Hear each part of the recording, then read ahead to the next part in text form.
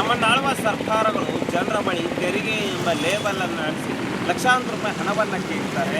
ಇದೆಲ್ಲವೂ ಕೋಟ್ಯಾಂತರ ರೂಪಾಯಿ ಹಣ ಸರ್ಕಾರದ ಬೊಕ್ಕಸಕ್ಕೆ ಸೇರ್ತದೆ.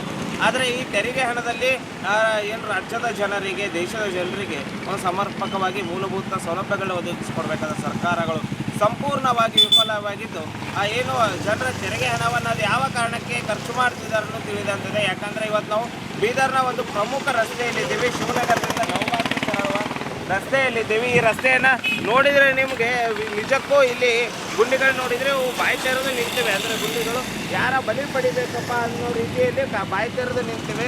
ಏನೋ ನಿನ್ನೆ ಸ್ವಲ್ಪ ದಿವಸದಿಂದ ಇದನ್ನು ತೇಪೆ ಹಚ್ಚೋ ಕೆಲಸ ಕೂಡ ನಡೆದಿತ್ತು. ಆದರೆ ಅದೆಲ್ಲವೂ ಕೂಡ ಮಳೆಯಿಂದಾಗಿ ಸಂಪೂರ್ಣವಾಗಿ ಕಿತ್ತೋಗಿದ್ದು, ಏನು ವಾಹನ ಸವಾರರು ನಿತ್ಯ ನರಕ ಯಾತನೆ ಅನುಭವಿಸ್ತಿದ್ದಾರೆ ಅಂತ ಹೇಳ್ತಿದ್ದಾರೆ. ನೋಡ್ತಿರ್ಬೋದು ನೀವು ಅಲ್ಲಿ ಯಾವ ರೀತಿಯಾದಂಥ ವ್ಯವಸ್ಥೆ ನಿರ್ಮಾಣ ಆಗಿದೆ. ಒಂದು ಸ್ಕೂಟರ್ನಲ್ಲಿ ಹೆಣ್ಮಗಳು ಬರ್ತಾಯಿದೆ, ಆಗ್ತಾ ಇಲ್ಲ ಅವ್ರಿಗೆ. ಅಂದರೆ ಸಂಪೂರ್ಣವಾಗಿ ಬಸ್ ಇರಲಿ, ಕಾರ್ ಇರಲಿ, ಆಟೋ ಇರಲಿ, ಏನು ಈ ಹದಗೆಟ್ಟ ರಸ್ತೆಯಲ್ಲಿ ಸವಾರಿ ಮಾಡೋದೇ ಒಂದು ರೀತಿ ಅಧ್ವಾನದ ಕೆಲಸವಾಗಿದೆ. ನೋಡಿ, ಚಿಕ್ಕ ಚಿಕ್ಕ ಮಕ್ಕಳನ್ನ ಕರ್ಕೊಂಡು ಬರ್ತಿರ್ತಾರೆ.